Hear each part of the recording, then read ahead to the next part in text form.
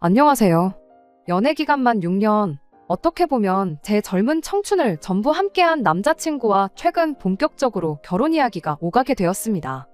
6년 연애하는 동안 결혼 이야기가 없다가 이제서야 나온 이유는 남자친구가 끝내 공무원 시험에 합격했기 때문이에요. 남자친구가 연애 시작할 때부터 공무원 준비를 하던 건 아니었습니다. 연애 시작했을 때 남자친구는 중소기업 다니고 있는 회사원이었어요. 저는 학교를 졸업하고 막 취직 준비를 시작한 시기였고요. 생각처럼 일이 풀리지 않아 본의 아니게 취직 준비에만 2년에 가까운 시간을 보냈는데 그때 남자친구가 저한테 정말 잘해줬어요. 당시 제가 자격증 공부며 이래저래 시간이 많이 부족했다 보니 아르바이트로 벌어봐야 고작 생활비 정도였거든요. 그 덕에 남자친구한테 밥 한 번 사주기는커녕 일주일에 한 번 만나는 데이트 비용조차 보태기가 힘들었어요. 취직 준비 막바지에 이르러서는 솔직히 말해서 데이트 비용은 한 푼도 내지 않았습니다. 그게 너무 눈치가 보여서 취직할 때까지는 그냥 한 달에 한두 번 정도만 만나자고 했었죠. 남자친구는 자기가 좋아서 만나는 건데 부담 가질 것 없다. 근심 걱정과 스트레스를 떠안고 있는 것보다 이런 식으로 풀어주는 게 더 취직에 도움이 될 거다 하면서 저한테 잘해줬습니다. 주변 사람들이 그런 사람이 또 어디 있냐고, 요즘 세상에 멀쩡한 사람 만나는 것도 힘든데 좋은 사람 만난 걸 복받은 줄 알라는 식으로들 이야기했죠. 하지만 중소기업 다니면서 최저시급 조금 넘는 만큼 벌고 있던 걸 알고 있다 보니 고맙기도 했지만 한편으로는 미안한 마음이 더 컸습니다. 아무튼 그렇게 연애 시작한 지 2년 반 만에 저는 결국 취직에 성공을 했습니다. 이름만 들어도 다들 알만한 그런 대기업까지는 아니었지만 남자친구가 다니는 회사와 비교하면 대우가 훨씬 좋은 곳이었습니다. 제가 취직에 성공했을 때 연봉이 이미 직장생활 3년 차인 남자친구가 받던 연봉보다 1,500만 원이 더 높았거든요. 첫 월급 타면 부모님 선물도 선물이지만 그간 저를 위해 물심양면 노력해준 남자친구한테 먼저 좋은 선물이라도 하나 해줘야겠다고 생각했어요. 남자친구도 좋은 회사 취직된 거 축하한다며 같이 기뻐해줬는데 문제는 그 이후로 남자친구가 조금씩 변하기 시작한 데 있었습니다. 자격지심 비슷한 게 생겼거든요. 그동안 남자친구 도움을 받아왔던 것도 있고 취직 전까지 데이트하는 동안 데이트 비용 몇 번 낸 적도 없었으니까 한동안은 남자친구 데이트 비용 걱정 없이 제가 전부 낼 생각이었습니다. 그런데 오히려 남자친구가 데이트 비용을 평소보다 더 내기 시작했어요. 그나마도 취직 전에는 데이트 끝나고 나서 커피 한 잔 정도는 제가 사곤 했었는데 그때보다 몇십 배는 여유로운 지금에 와서는 제 돈으로 커피 한 잔도 못 사게 하더라고요. 이유가 뭔가 했더니 제가 좋은 회사 취직했으니 이렇게라도 하지 않으면 제가 떠날 것 같아서 그런다는 말도 안 되는 소리를 해왔습니다. 다른 것보다 어이가 없었어요. 생각지도 않은 속 터지는 소리를 하고 있었으니까요. 연애만 하고 말 거면 제 돈 한 푼 안 쓰고 자기 돈으로 다 해주겠다는데 더할 나위 없이 좋은 소리처럼 들리겠지만 남자친구한테 받은 게 많았으니 제가 좋은 회사 취직했다고 해서 당장 헤어질 계획부터 세운 적 없었거든요. 오히려 그간 받아온 거 이젠 내가 여유가 생긴 만큼 더 해줄 차례다 생각했죠. 그때 당시에는 결혼까지 생각한 적 없지만 혹시나 나중에 결혼을 할 수도 있는 거고 사람 일은 모르는 거잖아요. 그렇게 생각해보면 당장 좋은 선물 받고 내 돈 한 푼 안 쓰는 것보다 남자친구가 단돈 1,000원이라도 수중에 더 가지고 있는 게 맞다고 생각했기도 하고요. 결혼 이야기까지는 하지 않았지만 나한테 돈 안 쓴다고 해서 헤어질 생각이 있는 게 아니니 걱정 말라고 몇 번을 더 말했더니 그제서야 남자친구도 조금 정신을 차린 듯 보였어요. 그러던 중 남자친구가 난데없이 직장을 그만두었다는 사실을 말해왔습니다. 갑자기 멀쩡히 잘 다니던 회사는 왜 그만뒀느냐 물었더니 평생을 다녀봐야 저와 벌이 차이가 절대 줄어들지 않을 만큼 미래가 없는 회사라 그만뒀다는 소리를 하더라고요. 그래도 이직할 거면 회사 다니면서 준비해도 되는 거 아니었냐 따지니 이직을 하려는 게 아니라 공무원 시험을 준비하겠다고 하더군요. 공무원 벌이가 별로라고들 하지만 그건 호봉수 낮을 때나 그렇지. 알아보니까 나중 가서 연차수 쌓이고 승진하고 그러면 웬만한 중견기업 수준으로 받는다더라고 하더라고요. 거기에 수당에 공무원 복지, 잘릴 일 없이 안정적인 데다가 연금까지 생각하면 제가 다니는 직장 못지 않을 거라며 자기 결정을 존중해줬으면 좋겠다고 하대요. 그렇게 남자친구는 공무원 공부를 시작했습니다. 제가 취직 준비할 때 남자친구가 제 곁을 지켜줬으니 저 또한 기다려주는 게 당연하다 생각했지요. 시험 준비하는 남자친구 뒷바라지를 해줬다고까지 하긴 뭐하지만 적어도 남자친구가 공부하는 동안 데이트 비용은 대부분 제가 번 돈으로 내게 되었어요. 공부한다고 한 달에 두세 번 데이트하는 게 전부였다 보니 그렇게 부담스러운 수준은 아니었습니다. 남자친구도 제가 취직 준비할 때 똑같이 대부분의 데이트 비용을 부담했으니 그걸 가지고 생색을 낼 것도 없다 생각했습니다. 남자친구가 공무원 시험에 합격함에 있어서 대부분의 돈은 남자친구 부모님 주머니에서 나왔던 거였죠. 아무튼 3년 뒤 남자친구는 끝내 공무원 시험에 합격했어요. 그런데 합격하고 나서 주변 사람들한테 마치 제가 자기 뒷바라지를 해줘서 시험에 합격했다는 것처럼 이야기를 하고 다니더라고요. 빌빌거리던 지가 저 때문에 용됐다 이런 식으로 말이에요. 솔직히 공무원이 잘릴 걱정 없고 연금까지 생각하면 나쁜 건 아니지만 당장 월급이 중소기업 다닐 때 비해서 비약적으로 올라간 것도 아니고 벌이 자체는 그 나물의 그 밥인데 용됐다고 할 정도는 아니라고 생각하거든요. 그래도 연애할 때부터 항상 저한테 뭐 하나라도 더 해주고 싶어 안달이 나 있던 사람이고 제 속 한 번 썩인 적도 없던 사람이었으니 거기에 주변 사람한테 늘 제 덕분에 인생 풀렸다고 말하고 다니고 결과적으로는 당당하게 공무원 시험 합격도 한 사람이잖아요. 연애도 길게 했고 서로 나이도 나이였던지라 얼마 전부터는 결혼 이야기가 나오기 시작했습니다. 저는 남자친구의 청혼을 받아들였어요. 그간 공무원 준비한다고 당장 모아놓은 돈 하나도 없는 건 알지만 일단은 안정적인 직장을 갖게 되었다 보니 돈 문제로 결혼을 한 해 만에 할 이유는 없다고 생각했습니다. 딱 하나, 저한테만큼은 정말 저희 부모님 다음으로 잘해주는 사람이었으니 결혼하면 적어도 다른 일로 제 속을 썩힐 일은 없겠다고 생각했거든요. 그런데 정말 결혼은 일륜지대사라는 말이 실감이 나는 게 꼭 둘이서만 좋다고 해서 결혼이 성립되는 게 아니더라고요. 남자친구를 저희 부모님께 먼저 소개시켜줬어요. 저희 부모님께서도 멀쩡히 다니던 회사 때려치고 죽어라 공부해서 공무원 시험 합격한 열정과 성실함을 높게 사셨고 연애 초반에 저한테 잘해주던 것도 알고 계셨으니 남자친구를 꽤나 마음에 들어 하셨어요. 그렇게 결혼 허락을 받았고 이번엔 제가 남자친구의 어머님께 인사를 드리러 갔습니다.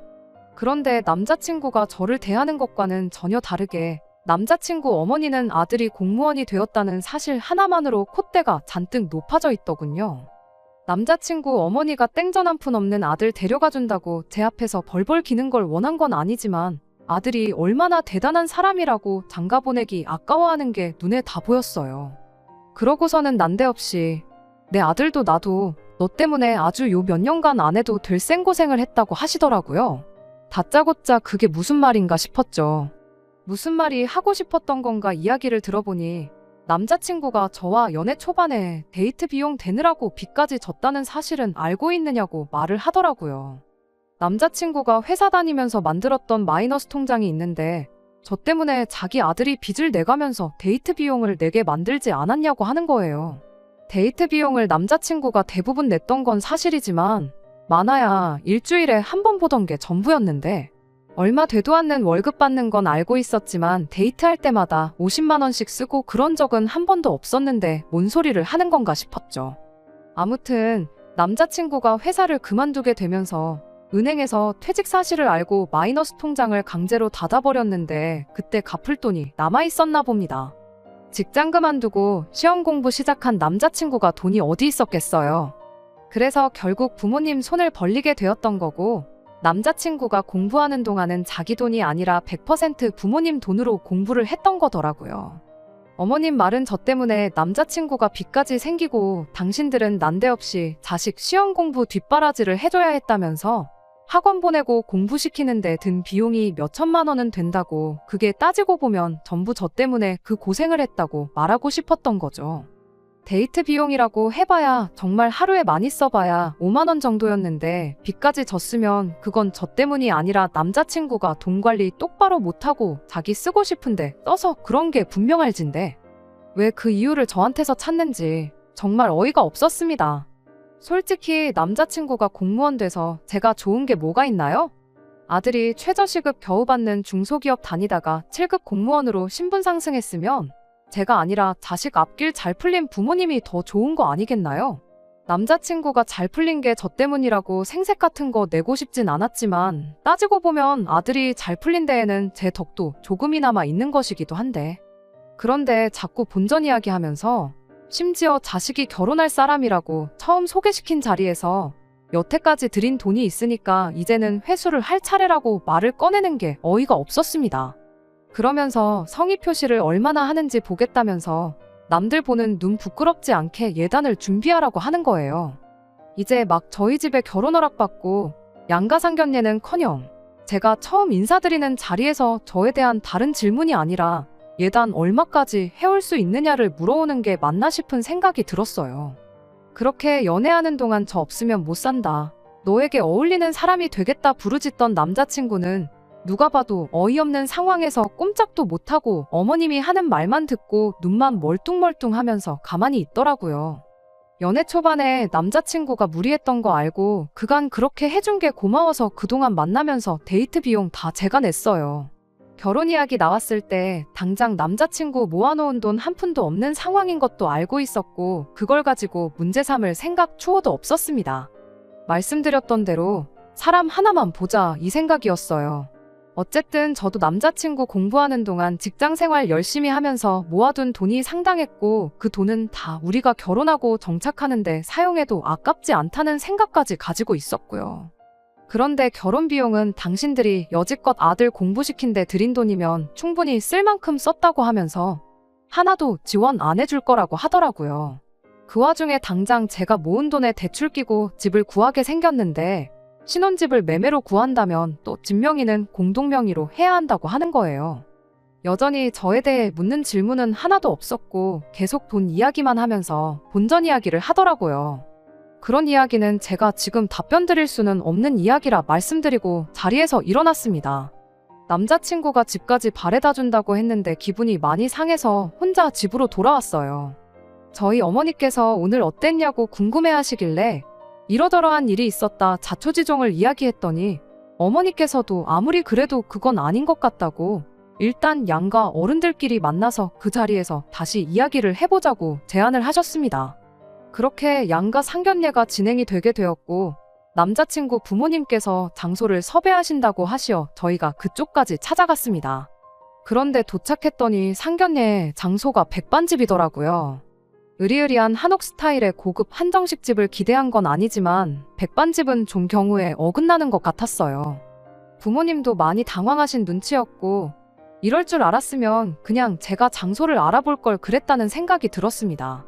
그런데 남자친구 부모님이 분위기 파악도 못하고 아들 나랏일하게 만든다고 등골이 빠질 뻔했는데 예단도 안 해온다고 하고 우리도 돈을 아껴야 하지 않겠냐고 대놓고 무안을 주시더라고요. 어머님 말씀에 꼼짝도 못하던 남자친구도 방금 발언은 지나치다고 생각했는지 그래도 여기가 동네에서 소문난 제육볶음 맛집이라고 설명을 해주는데 그 말이 더 기분이 나빴습니다. 그래서 제가 이 결혼은 다시 생각해봐야겠다고 하고 저희 부모님 모시고 자리에서 일어났어요. 그런데 남자친구 어머니가 한다는 말이 공무원 사위 보기 싫으시냐고 하면서 아들이 합격하고 나니까 아주 동네방네서 선자리가 들어온다고 아들이 저랑 꼭 결혼하고 싶다고 해서 져주는 척 나와준 건데 아주 며느리 될 사람도 그렇고 사돈들도 그렇고 경우가 없는 거 아니냐 하는 거예요. 평소에 심약해서 파리 한 마리도 제대로 못 잡으시는 저희 어머니가 자리에 있던 쌈야채를 남자친구 어머니 얼굴에 뿌리면서 경우가 없는 게 누구냐고 아주 아들 가지고 장사할 생각에 정신이 나가도 너무 나간 거 아니냐고 주제 파악 좀 하라고 쏘아붙이시더라고요. 똥이 더러운 거 알고 피하는 거잖아요. 괜히 거기서 더 크게 싸워봤자 똑같은 사람 되는 것 같아서 어머니 뜯어말려서 백반집 밖으로 뛰쳐나왔습니다. 남자친구가 헐레벌떡 쫓아와서 죄송하다고 사과하고 무릎 연골이 닳도록 싹싹 빌기 시작하는데 아버지께서 남자친구한테 그래도 여태까지 내 딸한테 잘해준 거 봐서 이만큼만 하고 넘어가는 거라고 다음엔 국물도 없을 줄 알라고 하고 뒤도 안 돌아보고 집으로 돌아왔습니다. 그리고 그날 저녁에 아주 전화기가 멈추지가 않더라고요. 전화 받아보니 남자친구가 어머니한테는 잘 이야기할 테니 제발 자비를 베풀어 달라고 하더라고요. 그러면서 하는 말이 연애는 결혼이랑 다르지 않은 거 알지 않냐고 묻는 겁니다. 그러면서 이제 내가 공무원까지 됐는데 나랑 결혼 안 할 거야? 하고 묻더라고요. 그런데 그 말이 사과를 하는 게 아니라 너 내가 공무원인데 이제 와서 나 놓칠 거야? 하는 말로 들리더라고요. 여태까지 공부하는 동안 기다려주고 그것도 모자라 데이트 비용까지 다 내줘가면서 연애를 계속 이어왔으니 제가 무슨 자기 공무원 되기를 엄청 바라고 기대했던 사람으로 생각했나 봐요. 알고 보니 남자친구도 지 엄마랑 똑같은 사상을 가지고 있던 놈이었던 거죠. 내가 파혼 못할 줄 알고 그러는 거냐고. 애초에 첫 만남 때부터 어머님이 나한테 한 거 생각해보면 진작에 처음부터 오빠가 중간 역할도 똑바로 못하는 사람이라는 게 답이 딱 나왔는데 결혼하면 오빠네 집에서 나를 어떻게 대할지 내 인생 꼬이는 게 눈에 뻔히 보인다고 한마디 해줬어요. 어차피 지금 파혼 안 하면 나중 가서 이혼할 게 뻔한데 이혼녀 되는 거보다 파혼하는 게 낫지 않겠냐고 하고 2번 다시 연락하지 말라고 했습니다. 처음에는 정말 지가 뭐라도 되는 줄 알고 큰 소리까지 치면서 네가 설마 연락 안 하고 백이겠냐는 식으로 나오더라고요. 그래서 제가 진짜 연락 한 통 하지 않고 가만히 있었더니 며칠 지나 다시 저희 집 앞에 찾아와서는 또 무릎까지 꿇어가며 저한테 싹싹 빌더라고요. 남자가 돼서 그렇게 쉽게 꿇을 무릎이었으면 진작에 좀 잘하지 그랬냐고 그냥 그 잘난 나란 일 하면서 공무원 되느라 들어간 비용까지 다 해올 수 있는 정신 나간 여자 찾아서 결혼하라고 했어요. 선자리도 많다는데 왜 나한테 집착하냐고 엄마 마음에 쏙 드는 입맛대로 해달라는 거 다 해가지고 올 그런 결혼 상대 골라서 그 사람하고 행복하게 잘 살라고 해줬어요. 그래도 너 아니면 안 되겠다고 하면서 자꾸 들러붙길래 아버지한테 전화하는 척을 했더니 그때 아버지가 이번만 그냥 넘어간다고 하신 말씀이 기억이 났는가 보더라고요.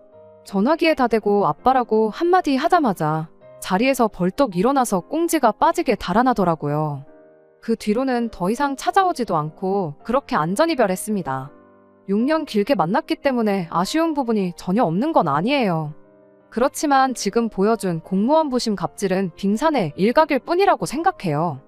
억지로 결혼해서 더러운 꼴 더 볼 바에 이렇게 빠르게 결단 내리고 헤어진 게 오히려 잘한 일이라고 생각합니다. 2번째 사연입니다. 어디서부터 이야기를 시작해야 할지 모르겠네요. 남편과 처음 연애를 시작했을 때 세상 참 좁다는 말이 괜히 있는 게 아니라는 걸 새삼 느꼈어요. 남편 핸드폰 사진첩을 보다가 낯이 익은 사람이 한 명 보이더라고요. 당시에는 남자친구였던 남편이 너 우리 누나랑 아는 사이냐고 물어봤을 때 엄청 놀랐습니다. 제 신우가 다른 사람도 아니고 제가 다니던 전 직장에서 저한테 일을 가르쳐준 사수였거든요. 제가 첫 직장에 입사했을 때 저보다 2년 입사 선배였던 신우가 제 사수가 되어 저한테 실무를 가르쳐줬어요. 그 회사에서 1년 정도 고생하다가 저는 어떻게 기회가 닿아서 동종업계 중에서도 규모가 가장 큰 회사에 다니던 회사보다 훨씬 좋은 조건으로 스카웃 제의를 받게 되어서 이직을 했었습니다. 사수였던 신우도 그때는 저한테 좋은 기회가 찾아온 거라고 거기 가서도 내 밑에서 했던 것처럼만 하면 잘 풀릴 거라면서 응원해줬고 이직하고도 자주 연락하면서 지내자고 했었어요. 남편과 처음 만난 연애 초기에도 저한테 여전히 신우의 연락처가 있긴 했지만 그때는 이미 신우와 연락이 끊긴 지 오래였습니다. 아무리 회사에서 사수 부사수 관계였다고 해도 그저 직장 동료의 관계였지 그 이상도 그 이하도 아니었거든요. 회사에서야 계속 붙어 있었지만 집에 가면 서로 뭐 하는지 모르는 그런 대면대면한 관계였어요. 그렇게 저도 이직 후에 회사에 적응하는데 정신이 없고 일도 훨씬 바빠지고 신우는 신우대로 바빴을 테니까 가끔가다 한 번씩 잘 지내냐 주고받던 안부 연락도 자연스럽게 끊어지게 되었죠. 그런데 이렇게 남자친구의 누나로 다시 만나게 되었으니 새삼 세상이 참 좁다는 말이 와닿더라고요. 남편도 어떻게 이럴 수가 있냐며 그 당시에 정말 신기해했어요. 그 사실을 알게 된 그 주 주말에 곧바로 신우랑 해서 셋이 만나는 자리를 만들게 되었습니다. 벌써 몇 년이나 지나서 다시 만나게 된 인연이다 보니 오랜만에 만나서 반갑다기보다는 어색한 기분이 더 컸어요. 그렇다 보니 신우와 재회한 첫 만남 이후로는 그렇게 셋이서 자주 만날 일은 없었습니다. 남편은 남편 나름대로 제가 신우랑 이미 서로 알던 사이라는 부분이 참 좋았나 봐요. 같이 회사를 다닐 시절에도 1년이라는 시간을 같이 보냈지만 말씀드린 대로 신우와는 직장 동료 그 이상도 그 이하도 아닌 관계였기 때문에 둘 사이에 큰 문제도 없었으니 말이죠. 아무튼 그 이후로 몇 달 지나지 않아서 남편이 제게 결혼하자고 청혼을 해왔습니다. 저의 조건이나 그런 거 하나도 보지 않고 남편이 저에게서 가장 좋게 봤던 건 자기 가족? 특히 신우와도 좋은 관계로 지낼 수 있는 사람이라는 부분이었대요. 가족 아끼고 챙기는 건 당연한 일이기에 그때는 그 말에 그렇게 크게 의미 부여를 하지 않았습니다. 결혼 준비 시작하면서 시부모님께 처음 인사를 드리러 가게 되었던 날에 기분이 그렇게 좋지만은 않았었어요. 시부모님 댁에 직접 인사를 드리러 갔으니 신우도 그 자리에 있었어요. 그런데 시어머니도 제가 신우와 직장 선후배 사이였다는 걸 미리 알고 계셨어서 그런지 시어머니가 저를 아직도 신우 부하 직원 정도로 생각하시는 것 같더라고요. 신우가 저한테 일을 잘 가르쳐준 덕분에 지금 다니는 회사에 이직해서 편하게 일을 하고 있는 것처럼 말하시는 거예요. 실무에 대해서는 신우가 저에게 인수인계를 해준 부분은 맞지만 어쨌든 저는 첫 직장 들어가기 전부터 이쪽 업계에 대해 관련 자격증 취득부터 해서 준비해온 것들이 한두 가지가 아니었고 신우한테 일 배우면서도 부단히 노력했기 때문에 이직은 순전히 저희 노력의 결실이나 마찬가지였거든요. 그런데 그걸 다 신우 덕분이라고 싸잡아서 이야기하니 기분이 썩 좋지만은 않았습니다. 하지만 또 그 자리에서 그게 아니라고 다 제가 잘나서 그렇게 된 거라는 식으로 말하기에는 겸손하지 못하다, 개구리, 올챙이적 생각 못한다. 이런 이야기가 나올 게 뻔했고 그냥 좋은 게 좋은 거라고 생각해서 대충 맞장구를 쳐줬습니다. 그런데 또 신우 부하 직원이었다고 하니까 제 급여도 지금 신우가 받는 정도 받겠거니 생각하고 별것 아닌 것처럼 생각하더라고요. 여자가 벌면 얼마나 버냐면서 결혼하고 나면 우리 아들이 회사 나가서 일하는데 신경 쓸 일 없게 일 그만두고 살림이나 하라는 식으로 우리 아들 아침밥은 꼭 챙겨 먹이라는 둥 쓸데없는 소리를 하시더라고요. 다행히 남편이 얼굴이 새빨개져서는 시어머니한테 그게 아니라고 하면서 제 연봉이 얼마인지 공개를 해줬습니다. 제가 자기보다 돈 훨씬 더 잘 번다고요. 남편 말이 반은 맞고 반은 틀린 게 저는 아무래도 남편보다 직장생활 한 경력이 훨씬 더 기니까 당장은 제가 월급이 더 많은 건 사실이에요. 하지만 앞으로 남편도 승진하고 그러면 제 벌이 따라잡는 건 시간 문제일 테고 나중 가서는 비슷해지거나 더 높아질 수도 있는 부분이었으니까요. 아무튼 제 벌이가 더 좋다는 사실을 알고서는 시어머니도 조금 민망하셨는지 우리 딸하고 똑같은 일 한다길래 비슷하게 버는가 했더니 그게 아니로구나 하면서 웃어넘기시는데 오히려 그 말이 신우를 더 민망하게 만들었던 것 같습니다. 그 이후로는 시어머니도 집에서 살림이나 해라 그런 말 쏙 들어갔고요. 결혼을 준비함에 있어서는 그렇게 어려운 일은 없었습니다. 남편은 모아놓은 돈에 시댁지원금 해서 돈 얼마를 해오기로 했고 저도 친정에서 시댁에서 그만큼 해준다는데 우리도 똑같이 해야 하지 않겠느냐 하시면서 같은 금액을 지원해 주셨어요. 그래서 어쩌다 보니 반반 결혼을 하게 되었는데 제가 모아놓은 돈이 남편이 모아놓은 돈보다 많았다 보니 그 돈은 고스란히 남게 되었습니다. 피차 둘 다 직장인이기 때문에 누구 하나가 돈 관리하기보다는 생활비 똑같이 내고 나머지는 각자 알아서 관리하자는 이야기가 나와서 그 돈은 제가 관리하게 되었네요. 진짜 문제는 결혼 후부터 시작되었습니다. 결혼 전에 실언에다가 그냥 지나쳐가듯 나온 거라 생각했던 시어머니의 말이 사실은 진심이었던 거예요. 신혼 때부터 그러신 건 아닌데 언젠가부터 저한테 네가 아무리 돈을 잘 벌고 그래도 결국 애 태어나고 하면 우리 아들이 먹여 살린다. 아들 말 들어보니 음식 하나 제대로 할 줄 아는 것도 없는 것 같은데 지금부터 회사로 출근하지 말고 시부모님 집으로 출근해서 살림하는 것부터 배워라 하시더군요. 돈 그만큼 벌었으면 충분히 번 거 아니냐. 며느리 된 도리로 시부모한테 손주를 안겨줘야 당신들 노후에 손주 돌보며 커가는 모습 보는 재미도 있지 않겠느냐 하면서요. 저는 아이가 태어나게 되더라도 일 그만둘 생각 없고 살림만 하는 전업주부가 되고 싶은 마음도 없거든요. 살림이야 저 돈 잘 벌고 남편 돈 잘 버는데 필요할 때마다 사람 써서 하면 되는 거 아니겠냐 했어요. 손주 크는 재미로 사시겠다길래 아이 태어나면 봐주실 거냐 물으니 그 말에는 대답도 못 하시더라고요. 비슷한 대화 주거니 받거니 하다가 결국 시어머니랑 한바탕 했네요. 사사건건 말대꾸하면서 대들은 거 저도 잘한 거 하나 없는 거 알지만 그렇다고 제 인생과 미래를 이렇게 해라 저렇게 해라 시모 입맛에 맞출 수도 없었으니 아무리 제가 며느리라지만 어쩔 수 없는 상황이었습니다.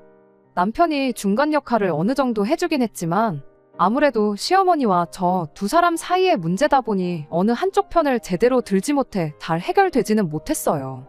그래서 시댁과는 거리를 두고 지내게 되었습니다.